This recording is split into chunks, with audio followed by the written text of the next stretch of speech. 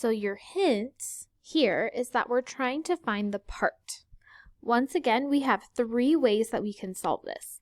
First is a double number line. Now this one's going to look a little bit different than when you were trying to find the percent.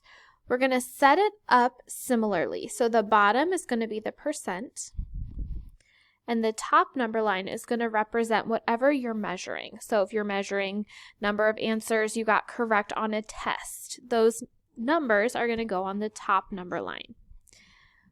So we know now the percent and we know the whole, and we're looking for the part. So that's what we're going to add to our double number line. Same thing, we know the whole amount is going to be 100%. So we have the whole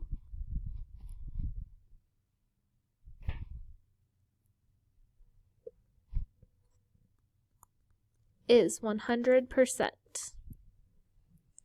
We also know whatever percent we have. So that's going to go here. Make sure that wherever you place the percent is actually proportional to the number. So if it's 50%, it's going to go right in the middle.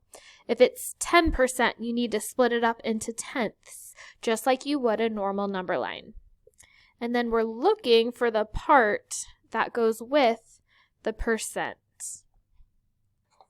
So you're going to break up the percent, go up by whatever you need to so that you hit both whatever your percent is and 100%. And then you need to break up the top number line into that many pieces as well and divide whatever this number is into that many pieces so that you can figure out what number goes with the percent that you have. The next way we can solve this is the proportion. So we set this up part over whole equals the percent out of 100. Now this time we are looking for the part. So you're not going to have a number here. You're going to have a number in for the whole and for the percent. So we have 2 steps that we're going to do to solve this. First, you're going to take the whole and the percent and you're going to multiply them. Then you're going to take that number and you're going to divide by 100 because that's the number that's left. Now there is one other strategy that's similar to the proportion. You're just solving it in a different order. So what we're going to do for our shortcut is we're going to take the percent and multiply it by the whole amount.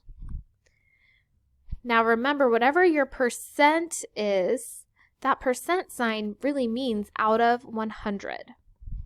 So you're going to take whatever the percent is, that number, and divide it by 100 before you multiply it by the whole, which is essentially what you're doing over here, just in a different order. You're doing the percent times the whole first, and then dividing by 100, versus here you're dividing by 100 first, and then multiplying by the whole. So whichever strategy you like best, use that to solve our problem.